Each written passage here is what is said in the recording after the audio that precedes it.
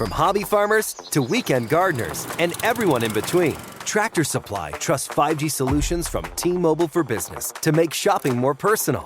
Together, we're connecting over 2,200 stores with 5G business internet and powering AI so team members can match shoppers with products faster.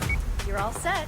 This is enriching customer experience. This is Tractor Supply with T-Mobile for Business. Take your business further at T-Mobile.com/now. You go into your shower feeling, but as soon as you reach for the Irish Spring, your day immediately gets better. That crisp, fresh, unmistakable Irish Spring scent zings your brain and awakens your senses. So when you finally emerge from the shower, 37 minutes later, because you pay the water bill so you can stay in there as long as you want, you're ready to take on the day and smell great doing it. Irish Spring Body Wash and Bar Soap. Fresh, green, Irish. Shop now at Walmart. Welcome to another edition of Papa's Perspective, brought to you by Bob's Discount Furniture, the official furniture store and a mattress partner of the New York Giants. Well, the countdown to 100 has been released, and I put together this blue ribbon panel of voters, and one of them is Joe Horgan, who has been with the Pro Football Hall of Fame since 1977. You've been around Hall of Fame voting. You've been around all this, and Joe was nice enough to dedicate his time in helping us identify the top 100 players. What was the biggest challenge for you, Joe, in this process?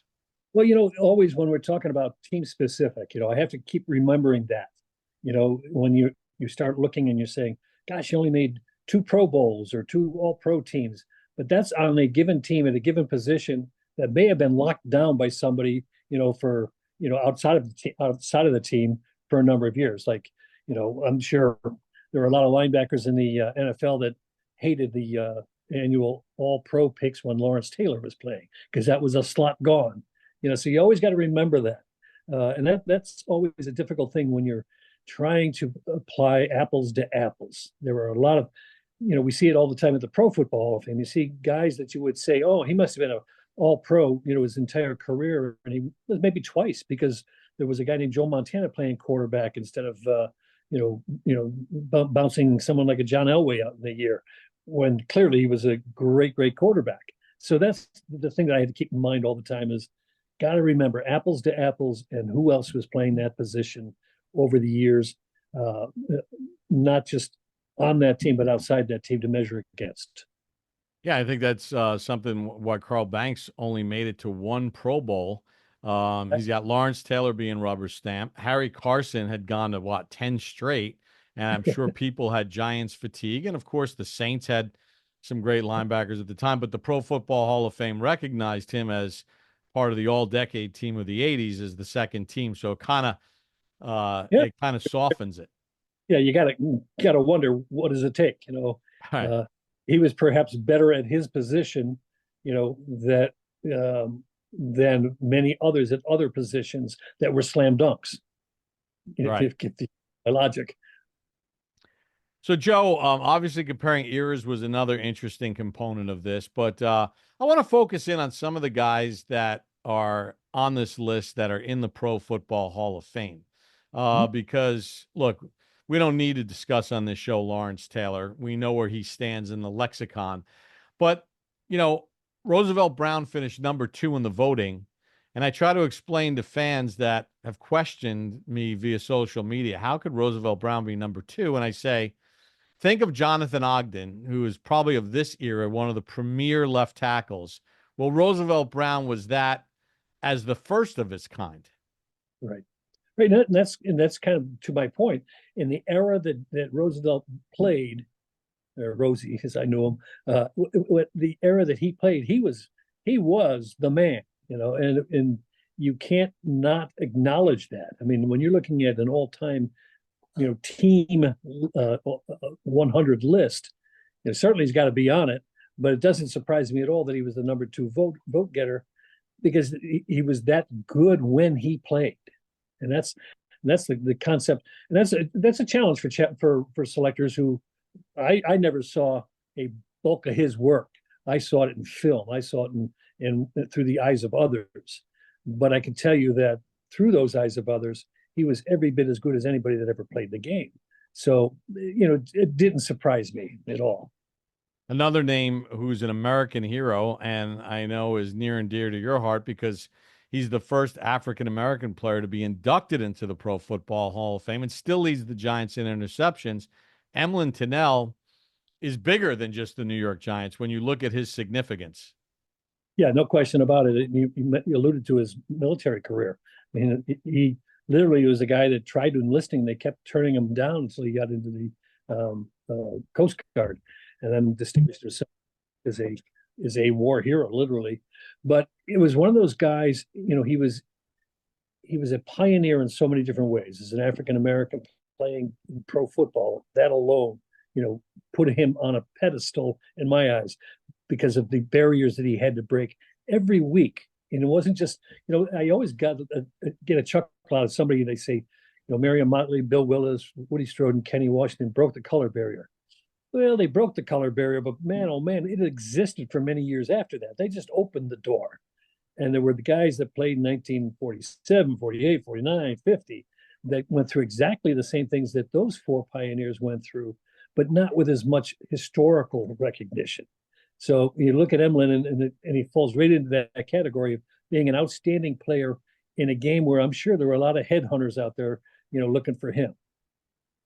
Yeah, and you make a great point too, Joe. Once the barrier is broken, it's not as if everyone goes, okay, this is great. The barrier's been broken.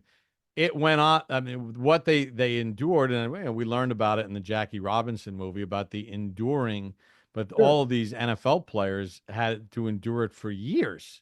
Yeah. Yeah. And you think about preparing for a game, he had to prepare for a game in many different ways. He had to prepare for that unfair treatment that he was going to get from opposing players. It was accepted, and it was his teammates that would come to his rescue more often than not. But you had to look at the game officials even. Marion Motley actually remembered the name of the official, the first official to ever throw a penalty flag for unsportsmanlike conduct when a player was trying to purposely hurt him. That meant that much to him, that he had to have his head on a swivel on every play, that he remembered the game official's name, Tommy Hewitt. I remember it now that Marion told me it.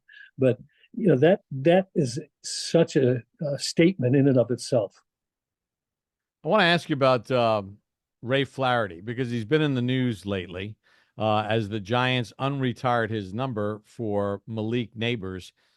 This guy was a great player. Again, it comes in a different era, and the first player in the history of professional football to ever have his number retired.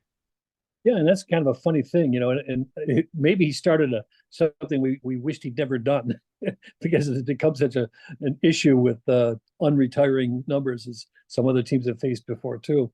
But yeah, Ray was one of those guys, was not only a great player, but he goes so far back again that none of us could say we ever saw him play. We had to rely on, the words and the eyes of others, but he was also a good coach. That was the other part of his story. We had more complete packages back in the day when they were playing two ways and then went on to coach. You just transition right off the playing field into coaching. And some of them were actually player coaches. So there's this package of work that they have that you wouldn't be discussing today in any way or shape. Yeah, another guy that kind of fits in that early stages of the NFL is Ken Strong, right? Sure. Ken Strong, Mel Hein, Ironman. Mel Hein was forever, if they talked about an all-time center, right up into the 70s and 80s, he was still the guy. It was like he was that and made that much of an impression on those that did see him play. And I got to know Mel a little bit, and he was a monster of a man, but you could just tell he was just 100% football. He stayed in it in an administrative role. He was director of officiating in the American Football League for a while, as a matter of fact. But Mel was a perfect example of the double curse of a player who played both ways, but he played center, he played, lineman, that they don't get a lot of recognition today. But in the day when he was playing center and, playing as a lineman, it was a running game, really. Let's remember that. So it was, I don't want to say it was more important than it was in the passing game as it evolved, but he got more recognition for it. You followed guys like him a little bit more closely, and he dominated so much that he capitalized on that fame and made every all league honor that I think you could have as a lineman. It's interesting because I'm probably too young to remember that, but I don't remember in the early 70s people still using Mel Hein as the standard bearer. I just, I was too young at the time to understand it. But when you think about it, it's 50 years removed from when he played, and he was still considered the standard bearer for center play in the league. Yeah, and it's funny because the guy that kind of started to replace him was the last of the two-way players was Chuck Bednarik, as a center linebacker. And Chuck had more notoriety, if you can believe it, than Mel, because Mel played in an earlier era when the game was still growing. But there were few, if any, that ever challenged Mel for the premier role that he played. I want to ask you about, because this was one of the names that I insisted be put on the list. And we all know about Jim Lee Howell's staff with the Giants. His offensive coordinator was Vince Lombardi. His defensive coordinator was Tom Landry. And Tom Landry and the Hat and the Dallas Cowboys and the excellence that he did there as a coach. But his credentials as a player, when you look at his credentials as a player, as a New York Giant, I think he's still fourth all time in interceptions or whatever for the franchise. But he really was a player whose playing career got overshadowed by his greatness as a coach. Yeah. You're talking Landry, right? Tom Landry, yeah. Yeah. Well, Landry was a coach when he was a player. That was the other thing. He was a player coach. So he was a guy that was just so akin to the game, the umbrella defense that they developed that he was a part of. I think, I actually was interviewed a couple of weeks ago with somebody from the AP talking about players transitioning into coaching.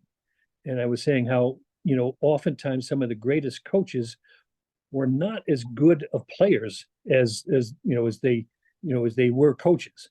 And Landry came close to being both, because he was a real meticulous player. He was a student of the game, and that's what made him a great coach. But it was also what made him a leader on the field. So I'd say that his playing credential was just as strong as anybody at that position at the time. I look at this list: the Benny Friedmans of the world, the Red Bagros of the world, the Ray Flahertys of the world. These are all guys that not only are they important in Giants history, but important in NFL history, because these are part of the bedrock of what has made the National Football League what it is today. Arnie Weinmeister's another. Yeah, Benny Friedman's a perfect example of a pioneer. I mean, he was throwing the ball when the game was, they had rules to discourage you from throwing the ball. An incomplete pass in the end zone, you turn the ball over. Things, rules like that. But he was a pure first. I don't want to call him pure passer, but he was the first to really capitalize on throwing the ball, and he had the confidence to do it. He was a great player, and others then after him, Sammy Baugh, really became the next guy that really distinguished himself as a passer. So Benny was an absolute pioneer. And I also think that his recognition in terms of the Hall of Fame and just in general he was Jewish, and there was a bias. And I talked to him on a number of occasions where he felt very strongly about it. And I can't argue against that. So I hope that didn't have a lot to do with his not getting into the Hall until he did, because I feel that a lot of players like Benny fall through the cracks again because the selectors never saw him play. His career was over long before the Hall of Fame was open.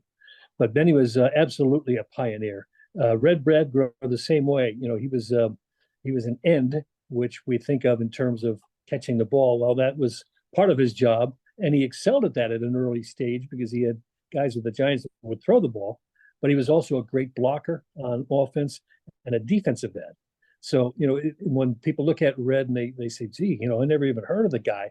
Well, it was kind of the evolution of the position that was happening at the same time, but he was excelling at the earlier way it was played. Joe, I want to thank you for taking a couple minutes here to spend time with us and talk about these pioneers, really building blocks of the NFL. And not just that, but the Pro Football Hall of Fame. When the Giants had their Night of Legends at Madison Square Garden, all the Hall of Fame busts were shipped to New York City, to Madison Square Garden, which made it special for all the fans there that night. A really cool move by the Hall of Fame. Appreciate that, and we love doing it. It's one of the legacy franchises. I'll take another time. We'll get on with you and talk about that 1925 Red Grange game in New York and how important that was. Well, let's talk about it right now. We got a few more minutes. Let's talk about it. Well, we don't want to leave him hanging when we're talking 100 years. All right. Well, that to me, for those that aren't familiar with it, Red Grange was the biggest name in college football in 1925, playing at Illinois. And he turned pro right after the end of his playing season, which was unheard of. I mean, the amateur coaches were up in arms that he turned pro in the first place, but they're saying he was still in school, and they're saying, well, his eligibility was up. Why can't he go? Anyway, long story short, he signs with the Chicago Bears to finish the 1925 NFL season, starting with a Thanksgiving Day game in Chicago where the Bears played the Cardinals, Chicago Cardinals, to a sellout crowd, which was almost unheard of in the NFL at the time, 36,000. But the big game was, now they went on a barnstorming tour at the end of that regular season. Red Grange had a manager named C.C. Pyle, Cash and Carry Pyle. He was really kind of the first player agent. He joined up with Hallis and Hallis's partner, Dutch Sterneman, to go on a barnstorming tour where the Chicago Bears played against these teams across the country, these mostly pickup teams all across the country. And Pyle literally paid the Bears to be his team to be playing in these games, and had Grange into a personal services contract. And that when the Bears, during the regular season, were finishing out their season, they played a game in New York against the Giants in the Polo Grounds. And it was at a time when Tim Mara rather, was on the cusp of packing it in, didn't see the future of the game, and was buried in red ink. Well, when roughly 70,000 people showed up to see Red Grange and a monstrous media turnout, international media coverage on the game, he realized we've got something here, and stayed the course. And of course, they became the signature franchise in the NFL thereafter. But that game, which the Giants lost, was the best thing that ever happened to the Giants. It proved that pro football was here to stay. They had a big name star. It opened the gates to other stars to follow, but it went on to that barnstorming tour, exposing fans across the country. They went down the East Coast and up the West Coast, playing in cities that had never seen pro football. So it opened up the game of pro football, and the only revenue in those days was the gate. So when Red Grange is selling out stadiums, that showed that if you get enough star power, you get enough promotion, you have a quality team and quality play, fans will come. And to me, that was the most important game, that New York Giants game, because it was so heavily covered by the media. So instead of the Giants being one and done, they're on to season 100. Perfect way to end it. Perfect. Joe, thank you so much for all of your hard work and being part of this Blue Ribbon panel. We appreciate it so much, as always. And thanks for joining us on this edition of Papa's Perspective. My pleasure, Bob. Joe Horgan of the Pro Football Hall of Fame. Papa's Perspective, brought to you by Bob's Discount Furniture, the official furniture store and a mattress partner of the New York Giants. Are you a morning person? Or when you roll out of bed, do you literally roll out of bed? Listen, mornings can be hard to handle. From the moment you open your eyes, your responsibilities and to-dos start piling up in your head. But you know what helps? Yep, a shower. But not just any shower, a shower with Irish Spring. Yeah, as soon as you reach for the Irish Spring, your day immediately gets better. Oh, yeah. All those to-dos are totally doable. Because that crisp, fresh, unmistakable Irish Spring scent zings your brain and awakens your senses. So when you finally emerge from that glorious shower, 37 minutes later, because let's be honest, you pay the water bill so you can stay in there as long as you want. You're ready to take on the day. And smell great doing it. Irish Spring Body Wash and Bar Soap. Fresh, green, Irish. Look for Irish Spring in the soap aisle at Walmart. Countdown to 100 seasons, and one of the 13 members of the voting panel that was so generous to dedicate his time to the cause as a super fan is the longtime PR man for the Mets and now the vice president of alumni relations. He's got his own podcast, Amazing Conversations, Jay Horwitz. Jay, Thank you so much for joining us. My honor, Bob. Thanks for having me. I really appreciate it, my friend.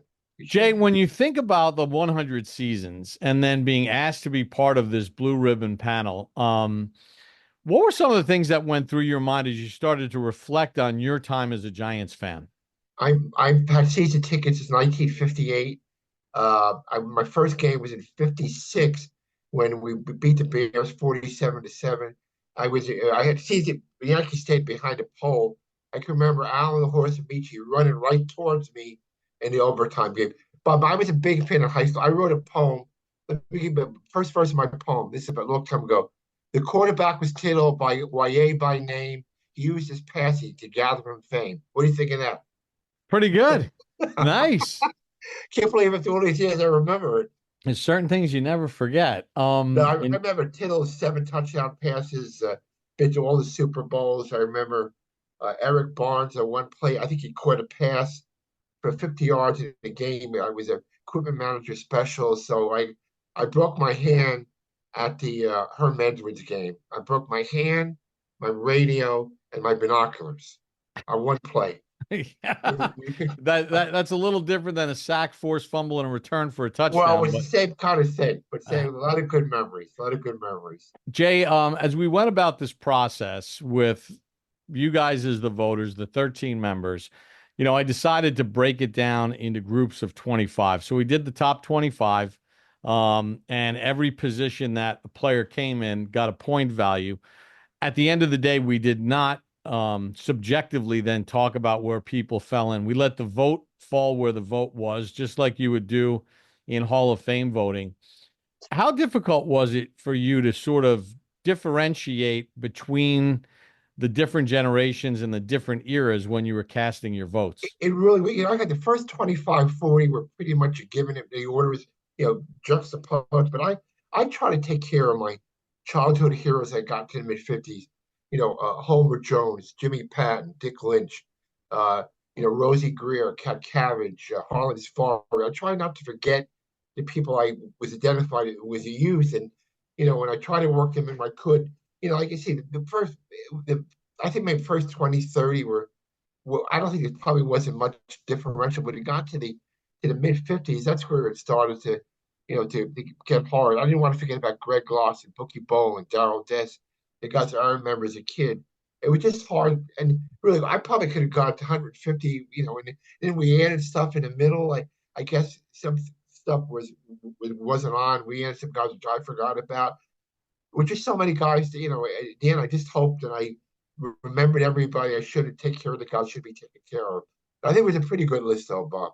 Yeah, I thought it came out great. I thought that the voters did a really good job of paying homage to players that played not only in the 60s and the 50s, right, but when you think about some of those players that played in the 20s and 30s and 40s, if you're in one of the original Hall of Fame classes or, you're a Hall of Famer, obviously that means something. And I thought the voters like you did a really nice job of sort of paying attention to those details and not getting age biased. As someone that understands the history of the Mets, as you do with all the years that you worked for the Mets and now as the vice president of alumni relations, you know how important it is for the fans, right? That connection to the past. When you think about your Giant fandom, what are some of the things that really stand out that are tenets for you that are so important? Well, guys like Frank Gifford coming back to play after he retired, seeing Charlie Connelly at his age do what he did, guys like Del Schaffner and, what they did. I remember I was in Pasadena when Sims went 22 or 25. I remember I was at in Tampa when they lined up, when Norwood lined up for the kick. I went with a friend of mine. I said, no matter what happens, if he misses a kick, we had a great season. I couldn't see it where I was sitting. I remember going to Denny's after the game and having a good time. But just being there for the friendships. I don't know a whole lot of Giants. I got to know Sean Landeta pretty well. Bill Parcells used to come to our spring training in Florida. Gigantic, baseball fan. He knew that he could recite the '54 Giants baseball team by heart. So some of the memories I was able to gather, and in my friendship with Pat Hamlin is a gigantic, Mets fan, and I'm a gigantic Giant fan, so we kind of bond, in and on the seasons. It's funny that you mentioned that because, a lot of people associate the Giants, the Yankees, the Knicks, the Rangers, right? The four oldest teams in New York. But the amount of Met fans that are Giants fans is very tangible. Talk a little bit about that. My father was a diehard Giant fan. He went to the Polo Grounds, and I started going, right from the '50s on. And again, even when I worked with the Mets, there were very few Giant fans in the building, City Field, mostly Jet fans. But I'm, stuck to my guns, and it's just been just a lot of great memories. Through the years. My dad, he saw Tuffy Lehman's play, and who went to George? Ken Strong went to George Washington High School, where my mother went to. So just like that, it kept our family together. My mom was a big fan. I remember going to the '63 game. I think we lost 16-7, and Jim Collier, we blocked a punt, and he scored a touchdown in the end zone. And I remember those years. I think we lost to the Packers the next year. I remember Y.A. Tittle's bloody face in the Daily News when we lost 14-10. So, I kind of matured in my old age, Bob. I don't go crazy like I used to. I haven't broken anything, but I'm still a diehard fan. I've gotten older, so I got to kind of, cool down the histrionics. But I still run hard, I can tell you that. Are you a morning person? Or when you roll out of bed, do you literally roll out of bed? Listen, mornings can be hard to handle. From the moment you open your eyes, your responsibilities and to-dos start piling up in your head. But you know what helps? Yep, a shower. But not just any shower, a shower with Irish Spring. Yeah, as soon as you reach for the Irish Spring, your day immediately gets better. Oh, yeah. All those to-dos are totally doable. Because that crisp, fresh, unmistakable Irish Spring scent zings your brain and awakens your senses. So when you finally emerge from that glorious shower, 37 minutes later, because let's be honest, you pay the water bill so you can stay in there as long as you want. You're ready to take on the day. And smell great doing it. Irish Spring Body Wash and Bar Soap. Fresh, green, Irish. Look for Irish Spring in the soap aisle at Walmart. Jay, let's go back to 1986 because 1986, the Mets win their first World Series since 1969. You've got Dwight Gooden, you've got Darryl Strawberry, Keith Hernandez, Gary Carter, Keith Mitchell, Ray Knight. It's an unbelievable team. Dykstra and Backman, and then the pitching staff with Darling and Gooden, and the energy that the Mets brought to this city. And concurrently, your favorite football team is doing the same thing. Like that famous Monday night game against Washington as the Mets are winning the World Series and the Giants are winning a pivotal game. What was it like? I almost got fired because of that, Bob. I'll tell you what happened. Oh, God. This was game 6. I'm forgetting. It was game 6. It was postponed one time. And I had the Redskin Giant game on. And my GM at the time, late Frank Cashin, walks by and said, Jay, which team do you work for? Shut the damn football game off. Put the baseball game on. So I did a podcast with Phil Simms. And he said, remember during the game, all of a sudden the crowd burst into cheers and nobody knew what happened. I guess they put on the score. I just forget whether it was game 6 or game 7. It had to be Monday night. It had to be game 7, right? I think it's when we won. Yeah, I think because of the rain delay, right? Rain delay. Yeah, because wasn't the Mookie Wilson game the Saturday night and then Sunday got rained out? And the next day was Rosh Hashanah, and that's another long story. My Robin got mad because I worked that day. But it was postponed, and I was watching the Giant game in the middle of game 6, or game 7, and I got to keep my loyalty straight. I said, well, Frank, I rooted for the Giants longer than I rooted for Mets. So I think I'm entitled to have the game on. Wasn't too happy with me, though. Yeah, but it was, if you think about some of the biggest stars, right, in New York at that time, sports stars, you had the players on your team, and then you had Lawrence Taylor and that Giant defense. It was a pretty special time in New York, wasn't it?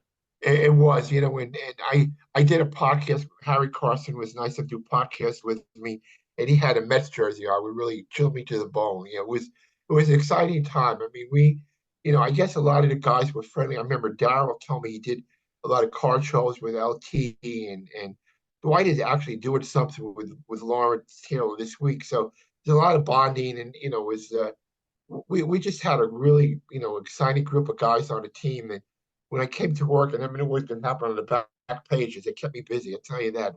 We the Giants and the Mets was a pretty exciting time in New York. When the Giants wound up going on to win the World Series, they hadn't won a championship. They had a bunch of near misses in the 50s and early 60s, but they hadn't won a championship since 1956. And, there was a long time for Giants fans, me included as a kid, where you felt like Super Bowls were for other teams. Like we Right. were in a separate league. What was it like as that team won a Super Bowl? Did you ever think you'd see one happen? I went through the Goodbye Alley stuff, the planes flight overhead, George Young coming on, and I can tell you honestly, Bob, I've never ever booed at a game. Never once booed. I used to root, I go back to Glenn Griffey, Ralph Guillermo. I got to the time in the '70s, even Parcells, first year, 3-12. I just never saw, but the team was so good. Was that the 14-2 year, the first year, Yeah. 86? They were so good that year. But, you go into a one-game playoff, like in the playoffs now, anything can happen, but there were so many good players, and Sims was so good, and Joe Mars was so good. And I would have ruined no matter what, but honestly, I didn't. I just didn't think it would come. And but Phil was so great in Pasadena. Something I'll never remember. I still can remember 22-25 to this day. Obviously, you moved to the Coughlin era, and they built their own special run, starting with Eli coming in 2004, playoffs in 05 and 06, and then that amazing Super Bowl run. And, a lot of people will say the '08 team was the best team of them all, although they didn't win the Super Bowl. But what was it like sort of re-energizing yourself as a fan as this new era of Giants came into four and started Yeah. becoming regulars in the playoffs, and obviously Eli winning the 2 Super Bowls? Yeah, probably one of the great trades in any sports history, Eli Manning for Philip Rivers. Uh, I love the way Conklin coached. He's a tough guy, but I guess he made some adjustments later on. But just seeing all the good players, the Strahans and the Justin Tucks, and I remember I was in Phoenix when Burris caused a pass right in front of me in the other end zone, and then the next time Manning and him caught the ball along the sidelines. When I still remember everybody talks about it's David Tyree's catch, but I still to this day don't know how Eli escaped that tackle and was able to get the ball around. I mean, it was. I just remember singular play. I don't remember maybe what I had for breakfast yesterday, but I can remember what happened 40 years ago in plays. But it was just, thanks to my parents, Giants became a staple of my life. It was more than just a game. It was just, can't wait for Sundays. Used to, Chris Schenkel, Al DeRogatis, the whole bit. And I've been hooked since a long time ago, and hopefully this will be a different kind of year for us.